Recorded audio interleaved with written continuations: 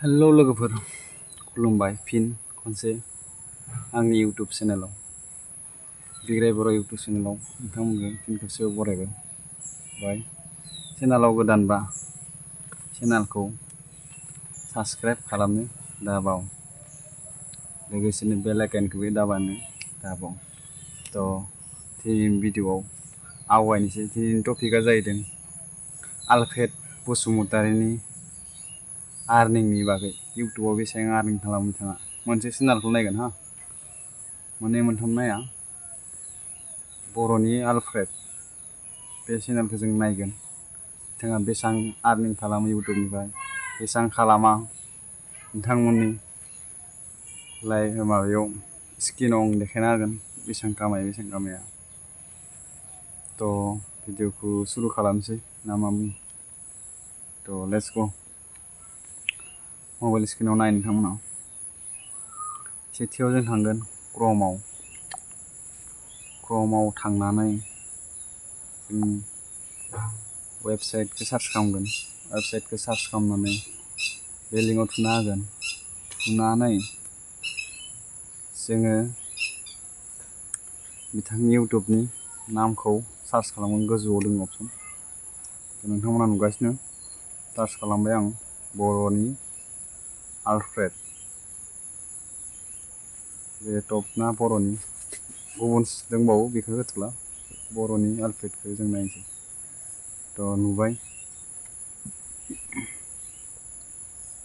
बिथांनि साबस्क्राइबारा जाहैबाय 3,21,000 गेजेराव दङ सामथिं हा। बिथाङा टटेल भिउआ जाहैदों 39 मिलियन। बिथाङा मासाव 1K साबस्क्राइबार मोननो हादों। दा नै मासनि खोथा बुंदो दे आं, गुबुननिखौ बुङाखै। मान्थलि भिउसआ जाहैदों बिसोरना 582K, माने 5,82,000। बेनिफ्राय आर्निंआ जाहैबाय बिथांनिया मासाव $146 निफ्राय लानानै 2.3K नि गेजेराव बिथाङा आर्निं खालामो मासाव। नोंथांमोना अनुमान लागायनानै नायनो हागोन। आं केलकुलेटर मारिनो हागोन दसे थानानै हा। बोसोराव बिथांनि आर्निंआ डलारा 877, माने 877 हा नि गेजेराव लानानै 14K सिम थाङो आरो। मेक्सिमामसो बुङो दे बेयाव, बेसेबां मोनथारगोन होनना बुङा। बेनि बुरजाबो जानो हागौ। बिथाङा मासाव बेसेबां खामायो होन्दोंमोनलाय? $146 मेक्सिमाम आरो डाउना बेनि सायावबो जायो। $146खौ जोङो इन्टु $1 95 ना दा, इन्टु 95 होबाय।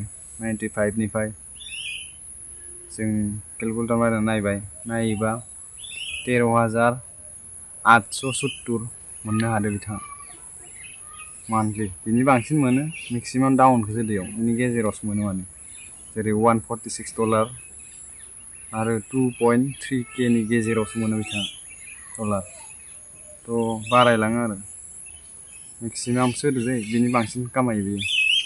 रेसपन्सर माया सर्ट दोङो, प्रम'सन दोङो। तकरिबान 30,000सो खामायखायो बिथाङा मान्थलि। नोंथांमोना बुजिबाय आलफ्रेड बसुमतारीया बेसेबां खामायो। बिथाङा नै चेनेलनिफ्राय बेसेबां खामायो आं दा बुंखाबाय, नङा होमबा? बेसेबां खामायो बेसेबां खामाया केलकुलेटर मारिनाबो खिथिखाबाय आं नोंथांमोननो। गतिके भिडिअ'खौ आङो सापर्ट खालाम, होमबासो आं नेक्स्ट भिडिअ' लाबोबाय थानो हायो। नेक्स्ट भिडिअ'खौ सोरनि सायाव लाबोनांगौ बेखौ कमेन्टआव खोन्थाहर। भिडिअ'आ बेखिनियानोसै। जय हिन्द।